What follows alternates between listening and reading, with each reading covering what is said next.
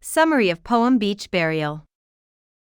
The bodies of sailors who have died slowly float together to the shore of the Gulf of Arabs. During the night, the tides move their bodies around in the deep water. In the morning, they wash up on the beach with the foam.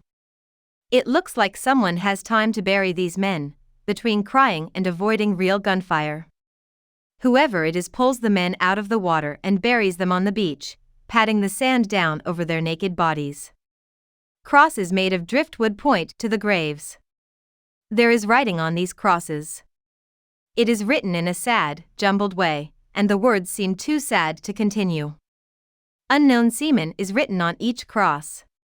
The pencil marks get less clear until they are gone, and purple dribbles down the wood. The damp air has made the writing look as blue as a drowned man's lips. All of these dead sailors were looking for the same land. They might have been enemies or allies, or maybe they weren't even soldiers at all. Their place in the sand and being dead bring them together. About the speaker. The speaker in Beach Burial is unspecified. They don't refer to themselves as an I, but the poem feels like it is written in the first person, since seems to be a series of observations based on a specific personal experience.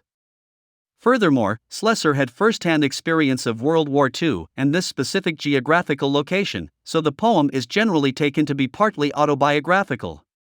But it's noticeable that Slessor doesn't include too much by way of specifics. The poem doesn't mention Slessor's native Australia, for example, emphasizing that the experience related here is somewhat universal. Everyone, the lack of detail suggests, should feel this sad about the needless destruction of war. The speaker feels an instinctive sympathy for the dead men, sensing the tragic loss of young life. This sense of loss is brought to life by the speaker's close attention to detail, for example, in the observations of the makeshift grave markers. In a sense, the speaker performs the same function as the someone who buried the men, giving the dead whatever memorial is possible under these tragic circumstances.